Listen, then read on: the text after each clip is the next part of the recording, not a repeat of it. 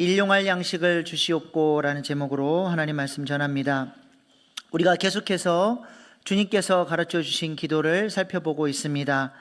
전능하신 하나님을 나의 아버지로 고백하며 시작하는 기도는 첫 번째, 아버지의 이름을 높여드리는 기도. 두 번째, 하나님 나라가 이루어지기를 원하는 기도. 세 번째, 하나님의 뜻이 이 땅 위에 이루어지기를 원하는 기도를 드립니다. 그러니까 첫 번째, 두 번째, 세 번째 기도 제목이 전부 하나님을 위한 기도, 혹은 하나님 나라가 이루어지기를 위한 기도, 하나님의 뜻이 이루어지기를 위한 기도라고 할 수 있습니다.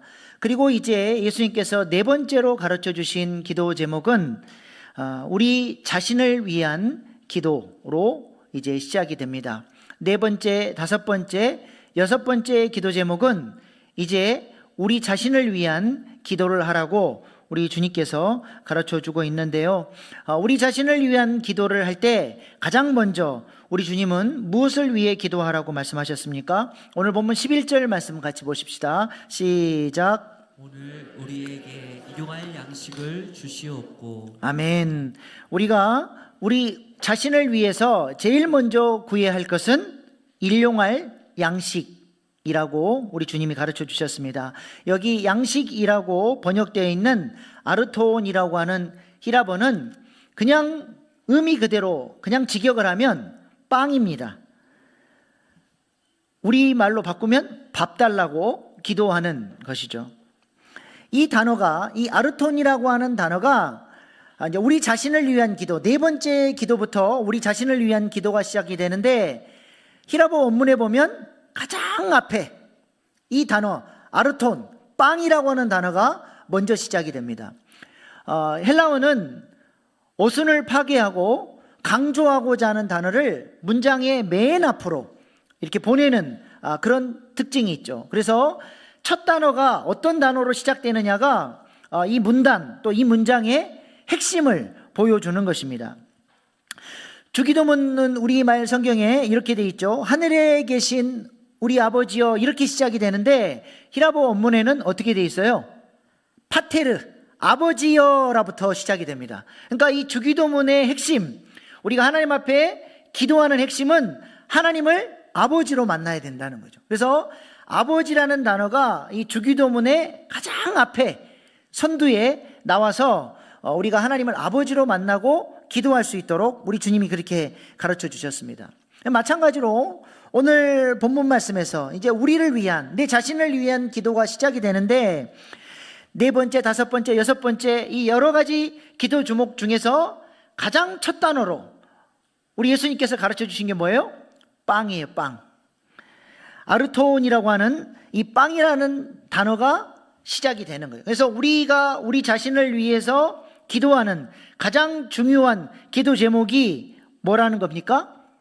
우리의 먹고 사는 문제, 빵 문제, 우리의 경제의 문제를 놓고 기도하라는 것입니다. 우리 생각에는 좀 더 좀 고상하고 또 영적이고 더 좀 의미 있는 기도 제목을 우리 자신을 위해서 기도할 때 첫 단어로 주님이 가르쳐 주시면 더 좋았겠다라고 하는 생각이 들지 않습니까? 근데 우리 주님은 먼저 빵을 구하라 그렇게 말씀하시죠. 어떤 분들은 이게 좀 어색한지 이 빵은 영적인 양식이다 해서 영적인 의미를 부여해서 해석을 하려고 하지만 여기 나온 이 원문에 있는 아르톤이라고 하는 단어는 우리가 먹는 빵, 우리의 밥, 우리가 뭘 먹고 살 것이냐라고 하는 것을 가르치는 분명한 단어라고 할 수 있습니다. 우리는 이런 식으로 영적인 것과 육체적인 것을 좀 이분법적으로 이렇게 나눠서 생각하려고 하는 경향이 있죠. 그래서 먹고 자고 일하고 우리 몸의 필요를 돌아보고 이 땅에 단조롭고 평범한 임무들은 세속적인 행위로 봅니다.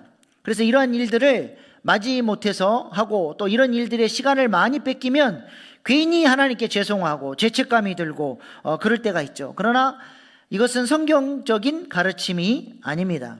물론 모든 일이 다 똑같은 의미에서 동등하게 중요하다라고 말할 수는 없습니다. 예를 들어서 사도 바울이 자신의 생계를 위해서 천막 깁는 일을 했는데요, 천막 깁는 일과 교회들을 위해서 그가 서신서 하나님의 뜻을 전하는 것이 동등하게 똑같다라고 말은 하지 못하지만, 그래도 천막 깁는 일도 하나님 앞에 중요한 행위였고, 사도 바울은 그 삶을 통해서 하나님 앞에 삶으로 예배드리는 것을 통해 하나님께 영광 돌리는 삶을 살았던 것도 분명합니다. 그러므로 우리가 교회에서 시간을 구별하고 마음을 다하여 영과 진리로 드리는 예배, 이 시간은 그 어떤 것과도 타협할 수 없는 절대 영역이고 아주 소중하고 중요한 시간이죠. 그러나 이 시간만 중요한 게 아니라 성전 문을 열고 나가서 우리의 일상 속에서, 우리의 먹고 사는 문제들 속에서 우리가 하나님과 교통하며 하나님의 왕되심을 인정하며 삶으로 드리는 예배, 하나님이 기뻐 받으시는 예배를 드리는 삶도 매우 중요하다라고 하는 것입니다. 저는 이런 교훈을 군대에 가서 하나님이 가르쳐 주셨어요. 많은 사람들이 군 생활을 시간 낭비로 보고 대충 때우다 나오려고 하는 그런 생각들을 하잖아요. 근데 하나님께서 저에게 군 생활을, 너는 그런 식으로 군 생활 하지 말고 아주 의미롭게 군 생활을 하라고 하나님이 말씀해 주셨습니다. 군대 가기 전부터 군 생활을 위해서 기도했고, 내가 원하는 보직을 얻어서 군 생활을 하고 싶었는데 꼬였어요. 내가 원하는 곳이 아니었고, 또 만났던 고참들, 또 군목 목사님도 그렇고 모든 게 실망스러웠어요.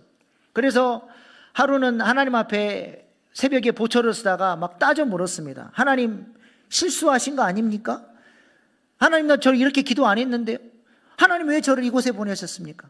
막 불만이 올라오니까 막 하나님께 화를 내고 막 삿대질을 하고 하나님 앞에 덤벼들었어요. 근데 하나님이 내가 왜 이곳에 나를 보내셨는지를 내가 도저히 깨닫지를 못하니까 제 눈앞에 성경 구절이 탁 떠오르게, 전무후무한 일입니다. 야, 이 말씀 보고 너 좀 깨달아.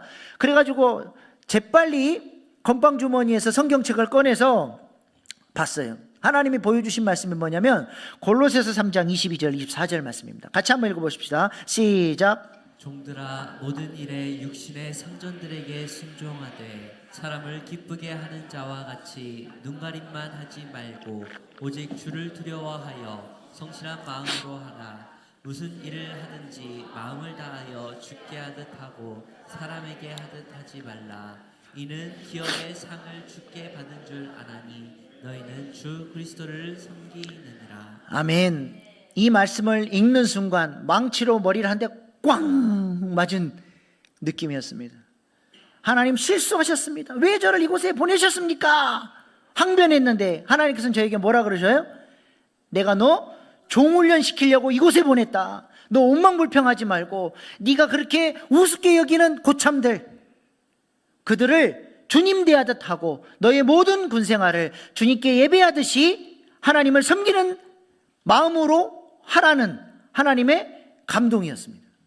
네가 그렇게 나를 예배하는 모습으로 군생활을 하면 그것은 나를 섬기는 것이고 내가 그 모든 상을 너에게 갚아줄 것이다 라고 하는 주님의 음성이었습니다.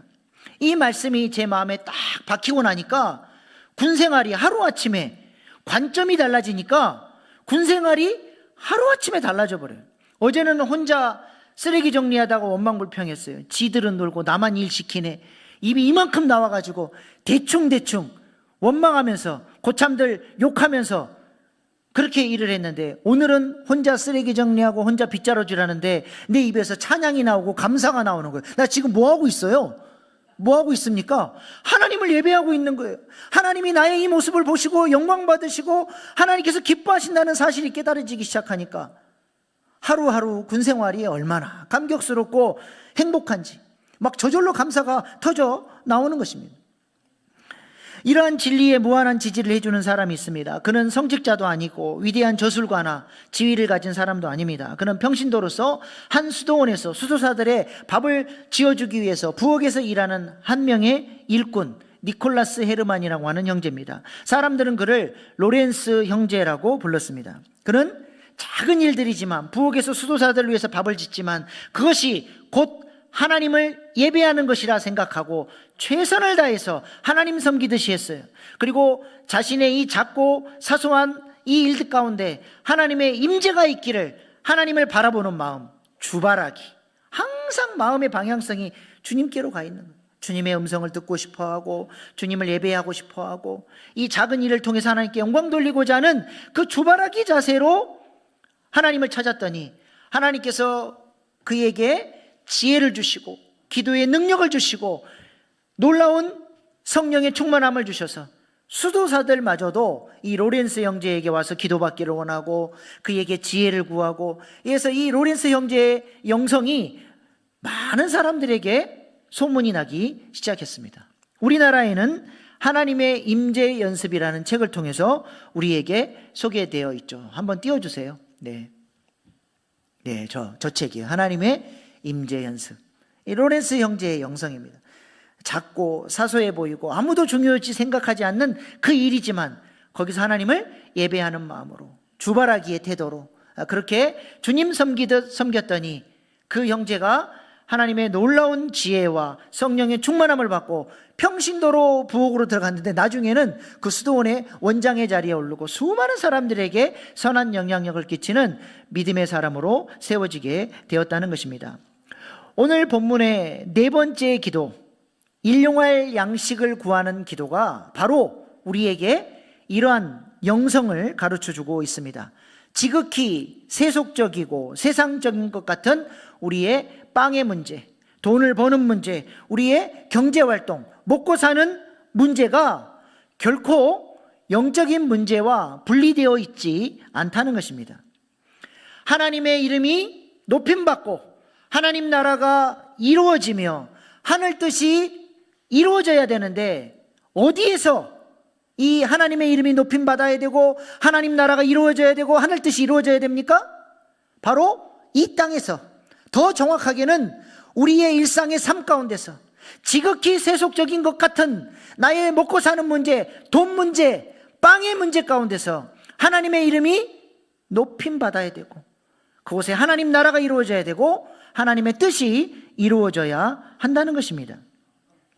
그래서 우리 주님은 빵 문제를 위해서 기도하라고 말씀하시는 것입니다. 이를 통해서 우리의 모든 일상이 하나님을 예배하는, 하나님과 연결되어 있는 그런 영적인 예배가 되어야 한다라고 말씀하시는 것이죠. 그런데 오늘 본문에 보니까 우리 주님이 빵을 구하라고 하시는데 어떤 빵을 구하라고 말씀하십니까? 11절 다시 보세요. 어떤 빵이에요? 일용할 빵이에요. 일용한 양식. 여러분 성경에 보면 각주가 달려 있어요. 일용할 양식에 뭐라고 밑에 각주에 번역이 되어 있나요? 내일 양식이라고 되어 있죠. 내일 양식. 여기서 일용할이라고 번역된 히라보는 에피우시온이라고 하는 단어인데요. 영어 성경에는 데일리 브레드, 매일매일, 또 우리 각주에서는 내일이라고 이렇게 해석이 되어 있는데 단순히 시간적 개념이 아니에요. 오늘 하나님께서 나에게 일용할 양식을 허락해 주셔서 내가 생존했어요. 내일도 하나님이 또 일용할 양식을 공급해 주셔서 내가 생존하는 거예요.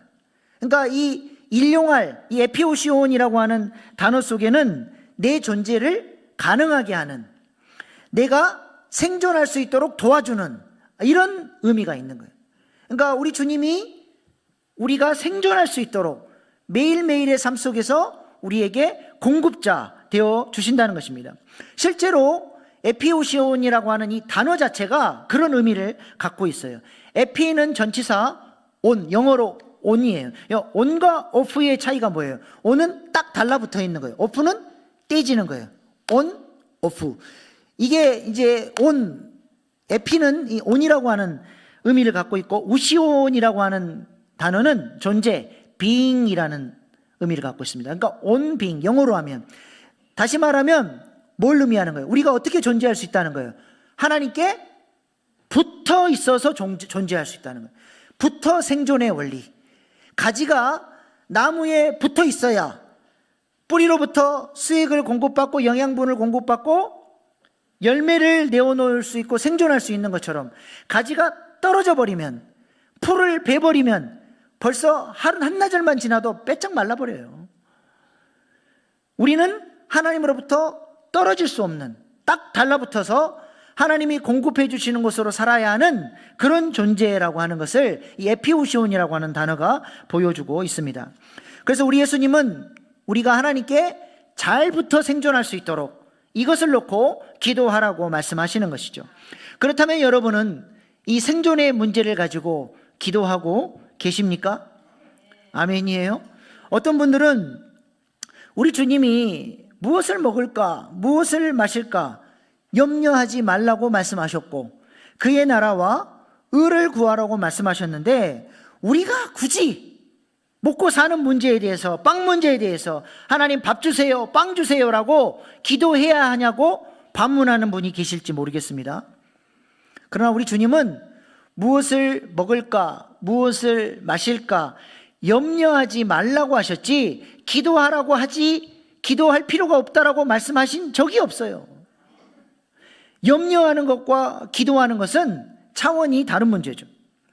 그리고 우리 주님이 그의 나라와 의를 구하라고 말씀하셨을 때도 먼저 그의 나라와 의를 구하라고 말씀하셨지, 우리의 빵 문제, 먹고 사는 문제를 기도하지 말라고 말씀하신 적이 없습니다. 우선순위의 문제, 우선순위.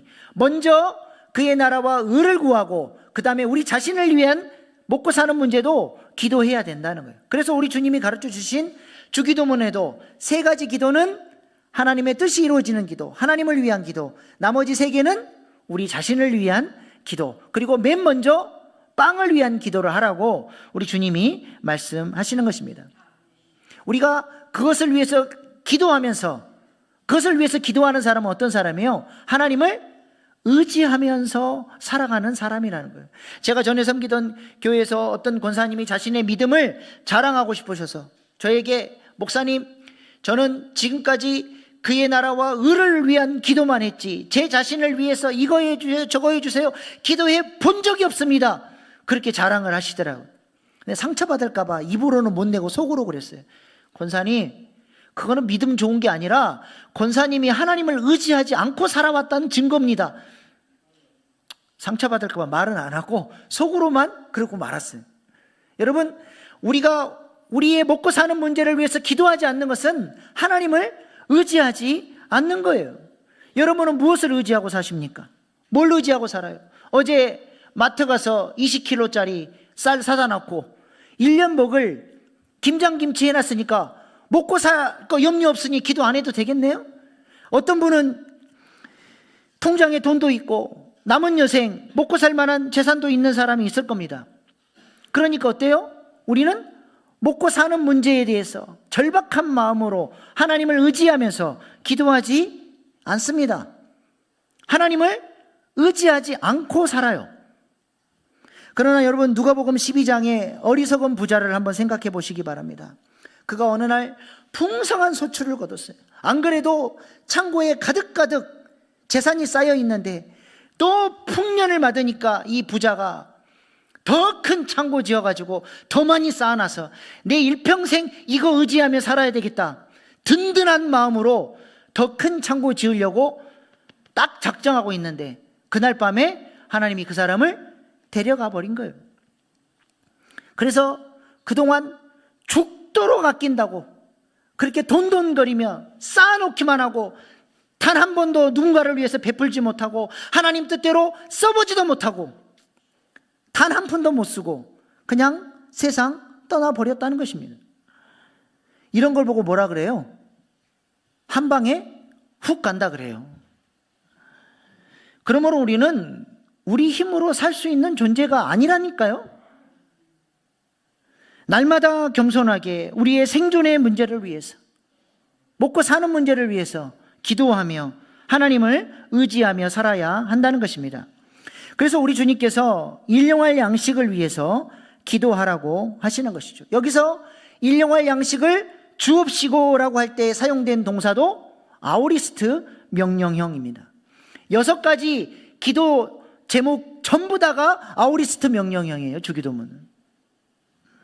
그러니까 하나님은 일용할 양식을 이미 우리에게 주셨어요. 약속으로 내가 너 보장할게. 너 내 새끼니까 내가 보장할게. 이미 약속으로 주셨어요. 그리고 오늘 우리는 지금 여기에서 하나님을 의지하며 기도하며 공급해 주시는 하늘 양식을, 일용할 양식을 날마다 공급받으며 살아야 돼요. 그리고 앞으로도 미래에도 하나님께서 우리에게 일용할 양식을 주신다는 거예요. 이것을 믿으라는 겁니다. 이것을 의지하며 살라는 것이죠. 이러한 믿음이 우리에게 있습니까? 있습니까? 우리는 앞이 보이지 않는 미래를 두려워합니다. 그래서 내 손에 지금 딱 잡히는 돈이 있어야 미래가 든든하고 염려하지 않아요. 요게 없으니까 항상 두려워하는 거죠. 근데 우리 하나님은, 우리 예수님은 이 기도, 일용할 양식을 구하라 말씀하시면서 뭘 얘기하고 있어요? 그 안정감, 미래에 대한 두려움을 하나님 안에서 안정감을 누리라는 거예요. 하나님 아버지, 하늘 아버지가 너의 공급자이심을 믿으라는 거예요.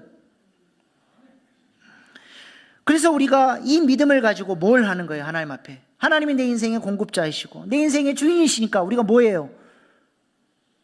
뭐합니까? 11조를 통해서 하나님이 공급해 주신 이 모든 것이 나의 힘으로부터 비롯된 것이 아니라 하나님이 공급해 주신 거니까 하나님의 것을 구별해 드리면서 이 모든 전체는 다 하나님이 공급해 주셨습니다. 이거는 하나님의 것입니다. 올려드리고 감사의 예물 올려드리는 것이죠. 이를 통해서 우리는 믿음으로 하나님이 내 인생의 공급자이심을 고백하는 거예요. 아브라함이 연합군과의 전쟁에서 이기고 돌아왔을 때 살렘왕 멜기세덱이 떡과 포도주를 공급해 주니까 아브라함이 이 제사장 멜기세덱에게 뭘 줬나요? 창세기 14장 18절로 20절 말씀 같이 한번 보십시다. 시작. 살렘왕 멜기세덱이 떡과 포도주를 가지고 나왔으니 그는 지극히 높으신 하나님의 제사장이었더라. 그가 아브라함에게 축복하여 아브라함에게 복을 주옵소서 하매 아브라함이 그 얻은 것에서 10분의 1을 멜기세덱에게 주었더라. 아멘. 아브라함은 집에서 기른 318명의 종들을 데리고 롯을 사로잡아간 여러 나라의 연합군대에게 도전장을 내밀고 있어요. 이것은 말이 안 되는 전쟁입니다. 계란으로 바위치기죠. 여러 나라 연합군을 한 집안 사람들이 어떻게 이깁니까? 근데 어떻게 됐어요? 하나님의 전적인 도우심으로 이 말도 안 되는 전쟁에서 놀랍게 승리하고 그들이 빼앗아갔던 모든 전리품을 다 얻어서 돌아왔다는 것이죠.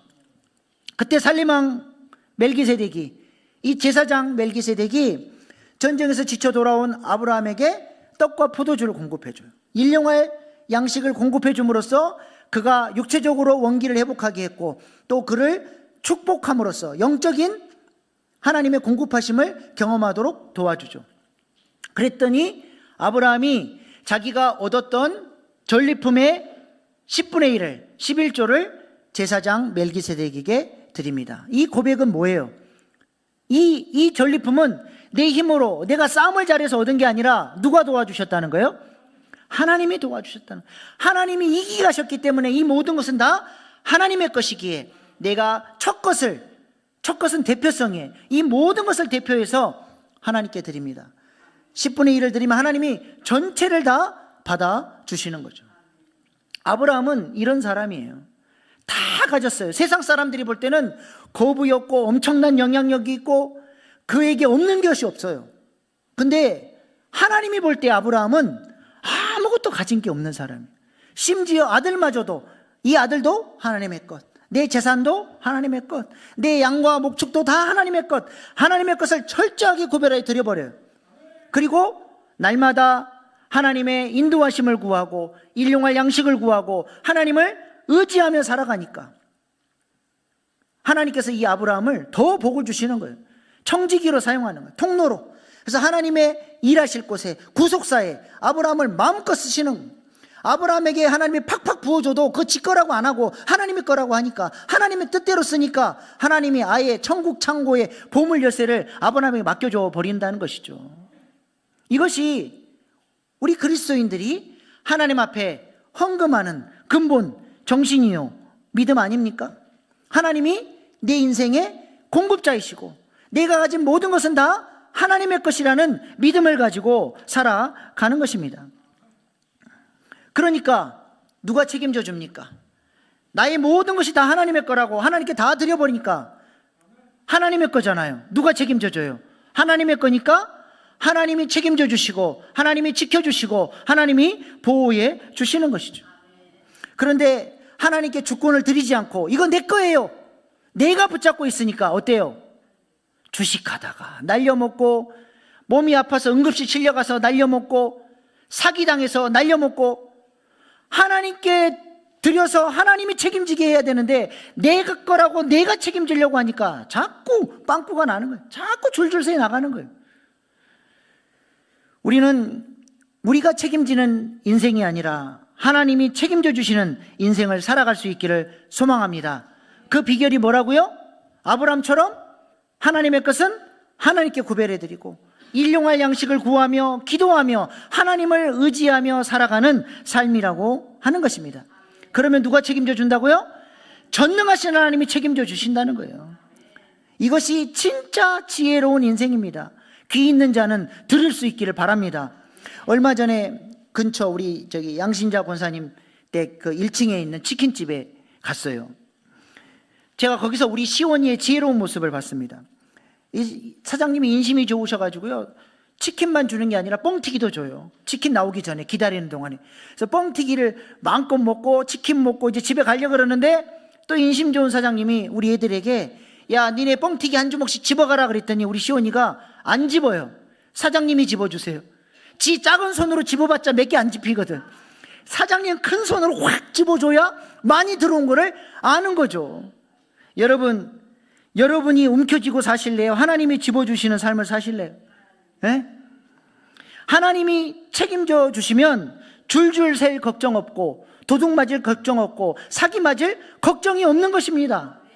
오늘도 나를 인도해 주시고 먹여주시는 그 하나님을 의지하고 내일도 공급해 주시는 그 하나님을 의지하면서 하나님 안에서 우리가 안정감을 누리며 그렇게 살아가는 복된 인생 될 수 있기를 소망합니다.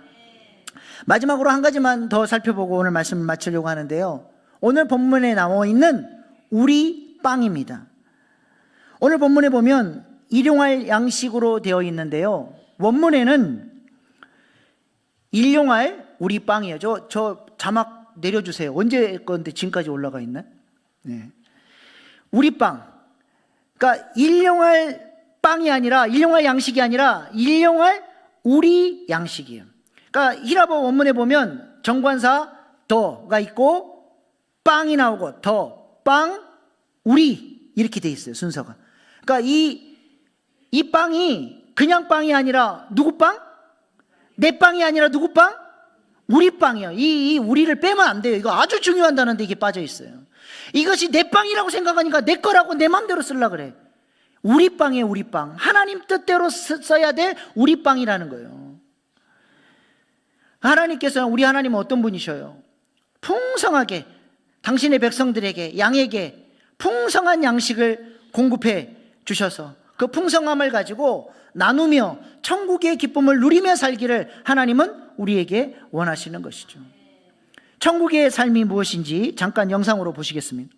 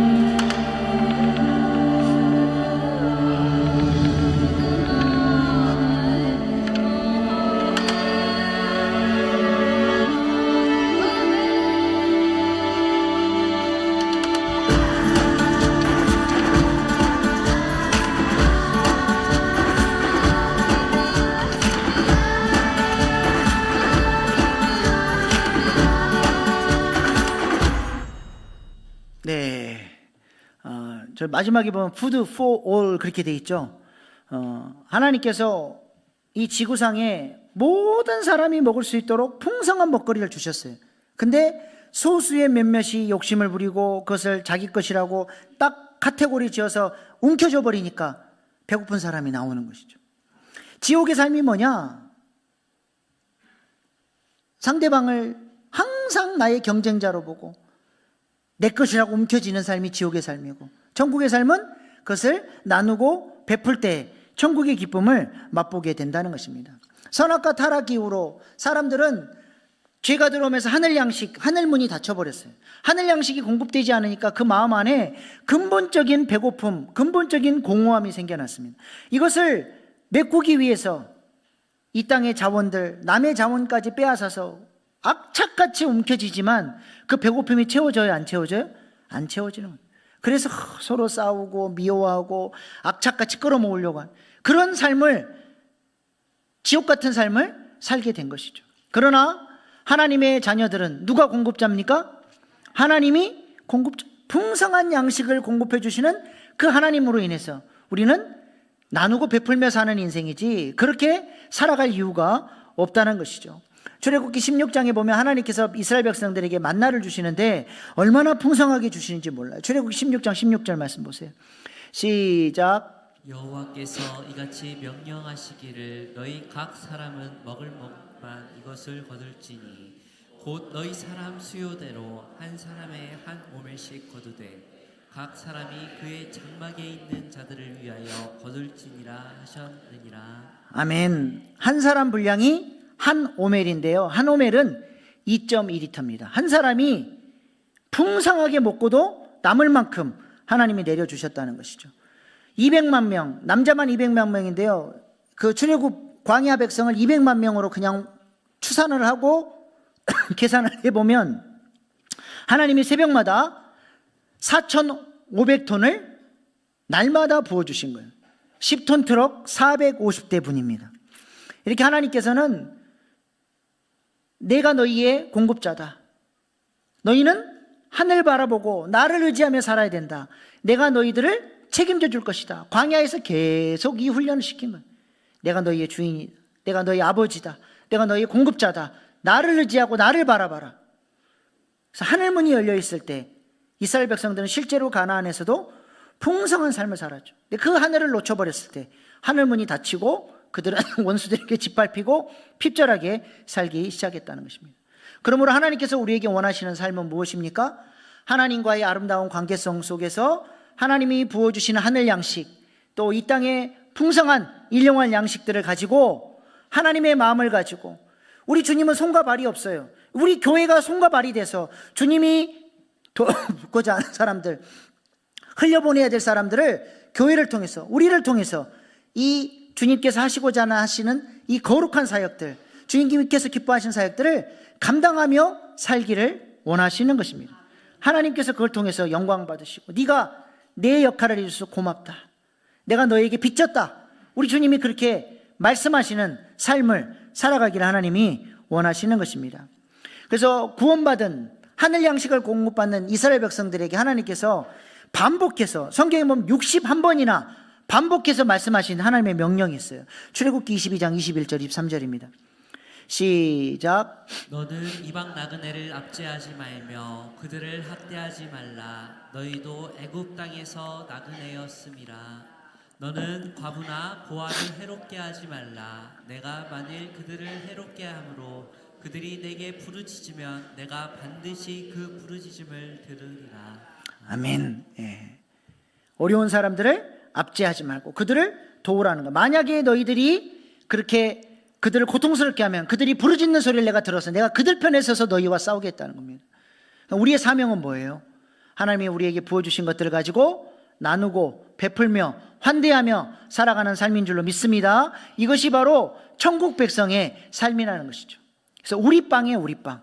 우리 안에 카테고리 안에 들어가는 사람들은 누구예요? 가장 가깝게는 우리 가족이겠죠. 그래서 우리 가족들을 위해서 기도하고 우리 가정의 일용할 양식을 위해서 기도하고, 또 나이가 들어갈수록 더 기도할 게 많아지잖아요. 우리 딸 자식 가정, 또 우리 아들 자식 가정, 또 손주들까지 위해서 기도하는 거예요. 그래서 우리 자녀들이 믿음으로 하나님을 바라보고 붙어 생존의 원리를 가지고 살아가는 인생 될 수 있도록 기도하는 겁니다. 이것이 부모가 해줄 수 있는 최고의 유산 아닙니까? 우리가 자녀들을 위해서 기도하는 모든 기도 제목들 하나도 땅에 안 떨어져요. 하나님이 다 듣고 가장 필요할 때, 가장 우리 자녀들에게 하나님의 응답이 와야 할 때, 하나님의 때에 하나님께서 갚아주시리라 믿습니다. 그 다음에 우리는 좀 더 넓어가면 우리의 교인들이죠. 우리 교인들 중에서 혹시 경제적인 어려움이 있고 밥을 굶는 사람이 있고 극심한 어려움 가운데 있을 때 우리는 서로 도와가면서 구제하고 예수님의 사랑을 실천하는 것입니다. 초대교회가 했던 가장 핵심적인 사역 중에 하나가 바로 구제죠. 그들이 어떻게 했습니까? 사도행전 4장 32절 35절 말씀 보십시다. 시작. 믿는 무리가 한 마음으로 한 뜻 되어 모든 물건을 서로 통용하고 자기 재물을 조금이라도 자기 것이라 하는 이가 하나도 없더라. 그 중에 가난한 사람이 없으니 이는 밭과 집 있는 자는 팔아 그 판 것의 값을 가져다가 사도들의 발 앞에 두매 그들이 각 사람의 필요를 따라 나누어 줌이라. 아멘. 예루살렘 교회 교인들은 내 빵이 아니라 우리 빵이라고 하는 믿음이 있었어요. 필요를 따라서 나누고 베풀며 천국과 같은 삶을 살았다라고 하는 것입니다.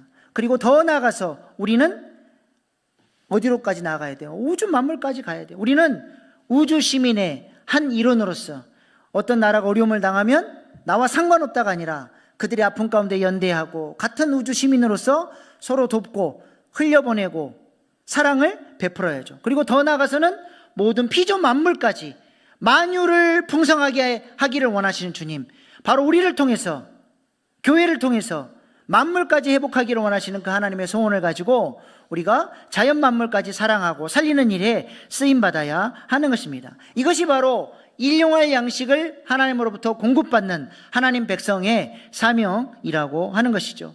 그러므로 이번 주 실천 과제는 여러분의 기도의 골방으로 나아가 내 인생, 내 힘으로 사는 인생이 아닙니다. 하나님, 나는 하나님을 의지합니다. 나의 먹고 사는 문제, 나의 경제 활동, 나의 모든 삶의 자리에 하나님 주인 되어 주십시오.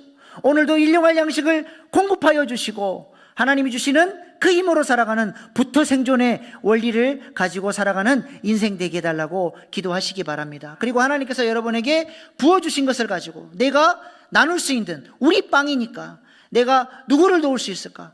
내가 흘려보내야 될 대상이 누구인가? 이번 한 주간 기도하시면서 하나님이 떠오르게 하신 사람을 위해서 전화도 하고 또 물질이 필요하면 물질도 흘려보내주고 예수님의 사랑을 전함으로써 일용할 양식을 공급받는 천국 백성의 삶을 살아내는 귀한 한 주간 될 수 있기를 소망합니다. 기도하겠습니다. 예수님은 우리에게 일용할 양식을 위해서 기도하라 말씀하십니다. 우리가 돈을 벌고 세상에서 일하는 것은 결코 세속적인 것이 아니라 바로 그 자리가 하나님 나라가 이루어지고 하나님의 뜻이 이루어지는 예배의 자리가 되어야 합니다. 무슨 일을 하든지 주를 예배하는 삶 되게 해달라고 기도하십시다. 우리는 우리 힘으로 살 수 있는 존재가 아니라 하나님께 잘 붙어서 공급해 주시는 것으로 생존하는 존재라고 말씀하십니다. 이를 위해 공급자 되신 하나님께 기도하십시다. 나의 모든 공급이 하나님으로부터 왔으며 나의 모든 소유가 하나님의 것임을 겸손히 인정하는 믿음 달라고 기도하십시다. 주님이 책임져 주시는 인생 살게 해달라고 오늘 이 시간에도 기도하기를 소망합니다. 그리고 한 걸음 더 나아가서 그냥 일용할 양식, 나의 양식이 아니라 우리의 일용할 양식입니다. 나의 소유는 나의 것이 아니라 하나님의 뜻을 따라서 나누고 베풀며 살아가는 천국 백성 되어야 함을 말씀하십니다. 날마다 일용할 양식을 공급받고 살아가는 하나님의 백성으로서 환대와 나눔의 열매가 우리의 삶 가운데 구체적으로 나타나는 그런 열매가 있게 해달라고 이 시간 주신 말씀 붙들고 주여 3번 부르고 결단의 기도로 나아가시겠습니다. 주여 주여 주여.